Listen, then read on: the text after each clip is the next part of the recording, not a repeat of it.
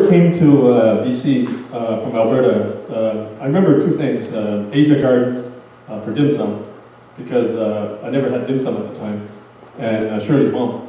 I remember her cause first thing when I first came to Vancouver.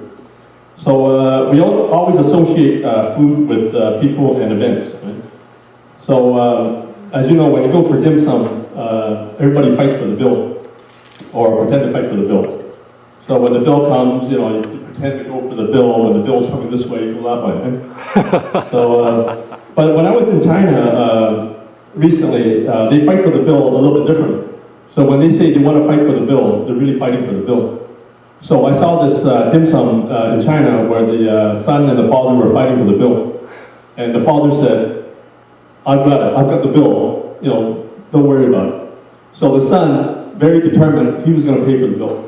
So when the waiter came with the bill, the son went for the bill, and the father, he was a really old guy, about 80-something.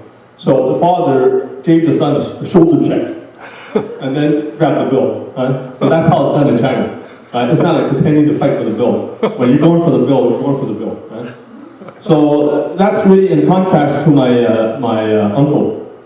My uncle, he's actually the opposite. So when the bill comes, he goes to the washroom and hides.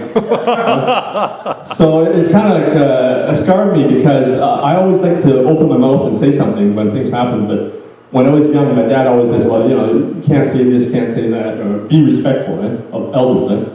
So when my uncle, you know, my dad always pays the bill anyway. But every time the bill comes, he goes to the washroom. So it's gotten to the point where every time I go for dim sum, I always tell these stories to the people I go dim sum with.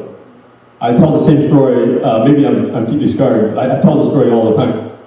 So finally somebody told me, when the bill comes, you can just take the bill, just get the waiter to take the bill to the washroom and give it to my uncle.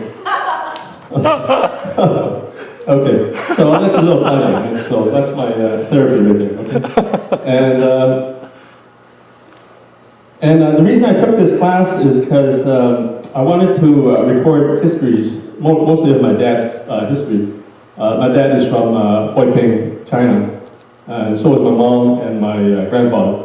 So I just intended to take the workshop just to do some writing.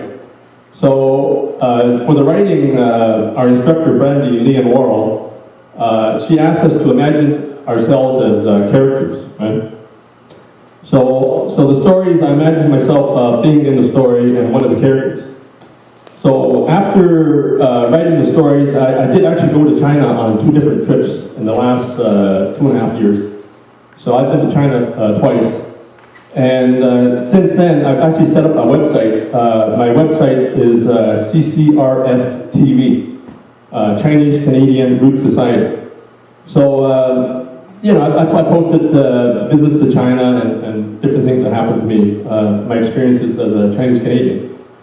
And then recently, I've been posting up my mom's recipes, her traditional Chinese village recipes. And I've noticed for a 20% increase in videos, I doubled the views. So what happened is there's a lot of people who immigrated from Hoiping and the Sai Yip area, Toisan, Yinping. They basically ate the same foods that I ate growing up. So I got my mom to post up the recipes for pig's feet, chicken feet, and hamdan, you know, like steamed eggs and pork. So I've got like a double the viewership with a 20% increase in videos. So I think we all have a connection to food.